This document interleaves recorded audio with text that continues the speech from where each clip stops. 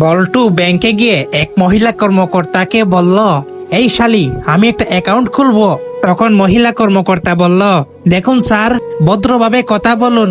তখন বল্টু বলল, তোর ভদ্রতার গুল্লি মারি, অ্যাকাউন্ট খুল জলদি। তখন মহিলা কর্মকর্তা ম্যানেজারের কাছে গিয়ে অভিযোগ করলো।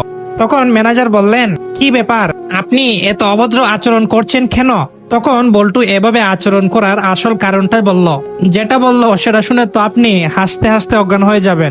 বল্টুর শেষের কথা শুনে তো আমি 3 দিন অজ্ঞান ছিলাম। পরে সে কি বললো সেটা শোনার আগে ভিডিওতে একটি লাইক দিয়ে একটি সাবস্ক্রাইব করে দিবে এবং তোমার নামের প্রথম অক্ষর অনুযায়ী কমেন্টে ইমোজি দিয়ে যাবে। ম্যানেজার যখন বলল, আপনি এত অভদ্র আচরণ করছেন কেন? তখন বল্টু বলল, অভদ্র আচরণের খেতায় আগুন। শালা, আমি লটারিতে 10 কোটি টাকা পাইছি, অ্যাকাউন্ট খুলবো কেমনে তাই বল।